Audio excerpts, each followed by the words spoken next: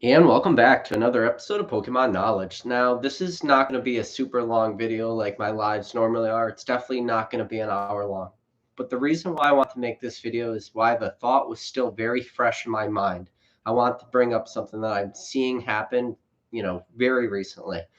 Now, as you guys know, Rattle has made a bunch of great videos talking about how the Logan Paul first edition sealed case is potentially fake. He's given a ton of different evidence now. He showed, the stop tape. And if you haven't watched his most recent video, go watch that.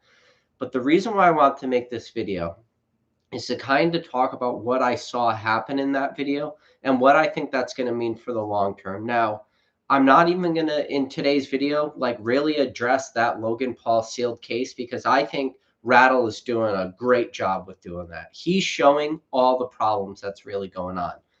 But what I really noticed in his video, which was very, very disturbing to me, is some of the people in this community are supposed to be the experts and supposed to be the authority and stuff like this. Now, if you're not new to Rattle's channel and you've watched his older videos, you've seen he's exposed a lot of different people doing a lot of different shady stuff. The main people he really exposed were like the people who got celebrations way before release, which was most likely stolen from the factory, not from distribution centers. And then he also like the very first I think it was like the Shining Fates Charizard, or yeah, I think it was the Shining Fates Charizard, that one that hit the market real early. And he's been exposing those people. Now, if you have watched those earlier videos that Rattle had made, there's like one consistency in all those videos. Every time he would message somebody, every time he would ask somebody to say, hey, can you do me a favor? Can you just tell me a little bit about like whatever product he's talking about? Every single time he's done that and somebody was in the wrong, they've done multiple things. One, they'll make fun of them for having like a smaller channel or for clout chasing. And then the another thing they always do is they always bring up how much money they have versus like how much money he has or how much money anybody has, and talking about how they sell product on a higher end. And it's just very interesting because those people that normally would do that in his videos, the people who got like Champions Path right at, or not Champions Path, celebrations like a month or two before release, those people, they were like very sketchy. They didn't have any sort of solid cement names in Pokemon. But what I saw happen in Rattle's last video, which I think is like the most disturbing part of all this, throw out the window like all the signs that that booster box is or sealed case is obviously fake, just ignoring that. The way he's been treated by a very small subset of this community, and the people that are treating him very poorly, all seem to be running in the same circle.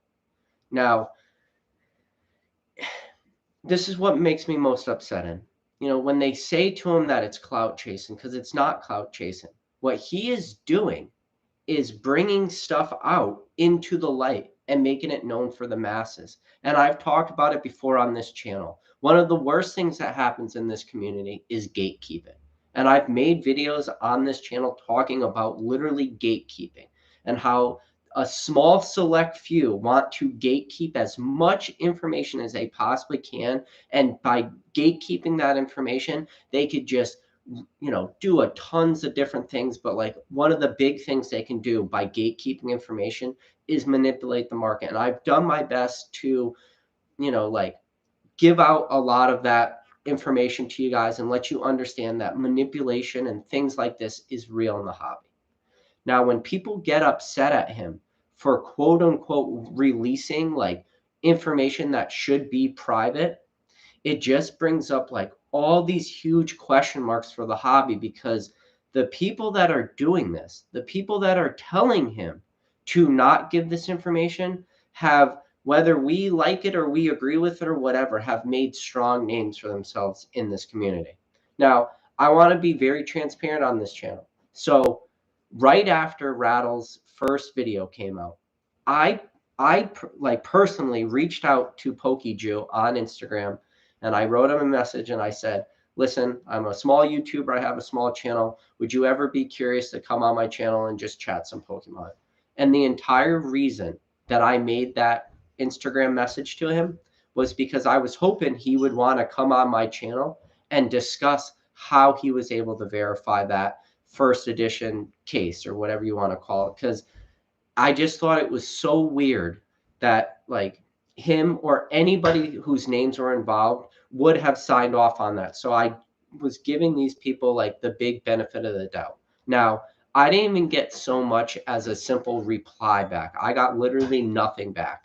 So the fact that I didn't get anything back, it's not here nor there, trust me. My feelings are not hurt. I'm just letting you know that I did reach out to him because I wanted to ask that simple question like, how were you able to verify this case? Now, the reason why this is dangerous going into the future and why I think the Pokemon, I called it the Grim Reaper in the title of this video is because those people that are like portraying information for just the sole benefit of themselves, that information will now slowly like become more and more known in 2022, and people that are really trying to like push the market for their narrative or to their direction so that they can make as much money as possible right now, or at least earlier, like 2020, 2021, it was very possible to,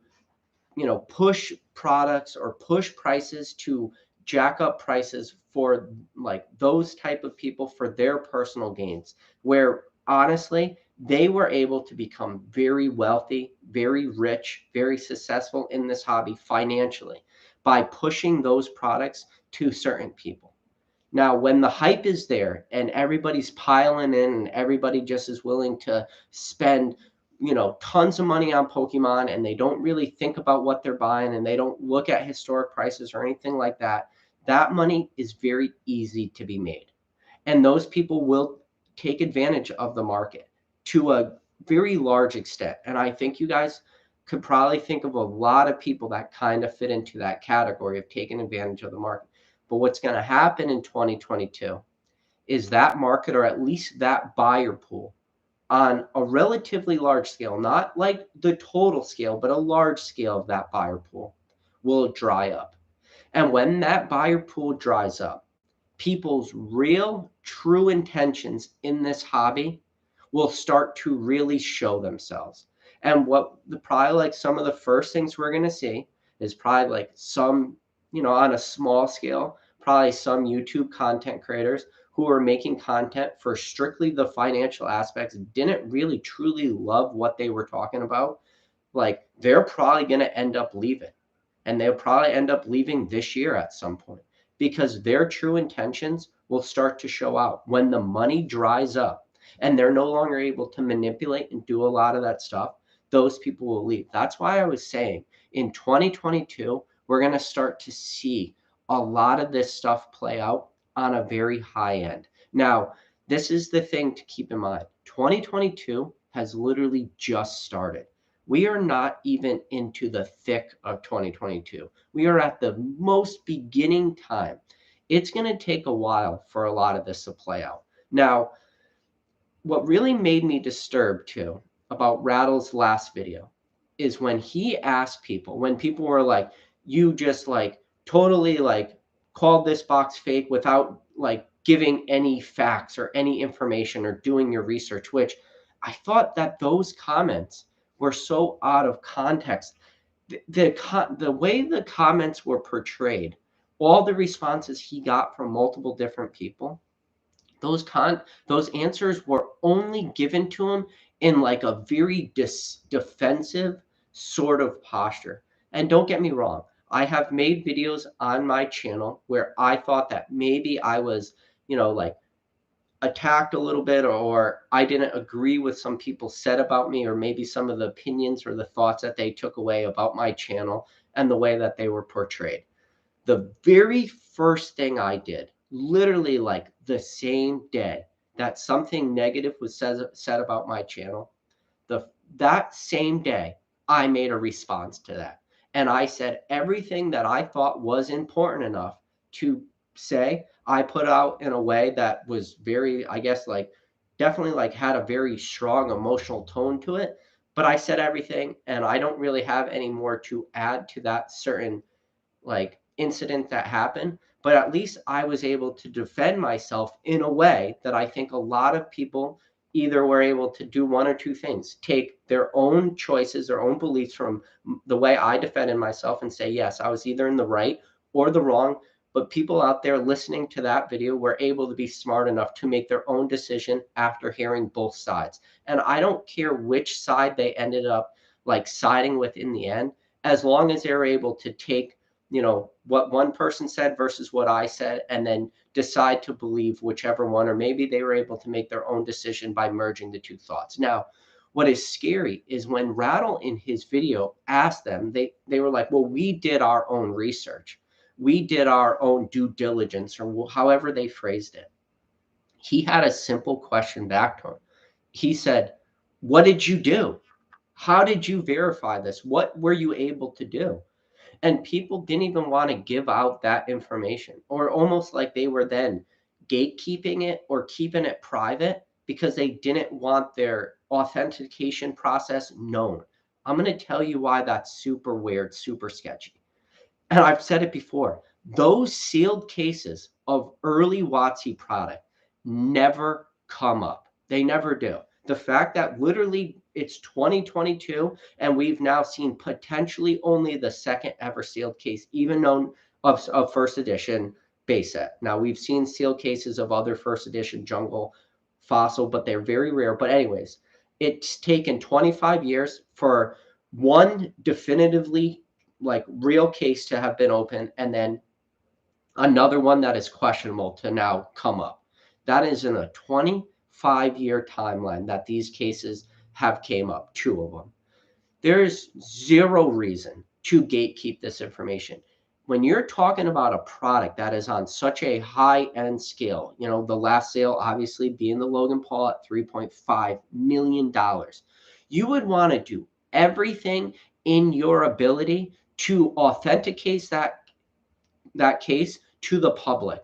So if, let's say I was the one to sell that case, and let's say I was the one that did all my homework, all my due diligence, I authenticated that sealed case in a way that I truthfully believed it was real, and I slapped my name on it, and I slapped, like, I guess I don't think my name carries any weight in this hobby, even in the slightest. But let's just say, even in the very, very most minuscule, microscopic, like minimal amount that, me authenticating literally anything in this hobby, let's say it would carry any sort of weight to it.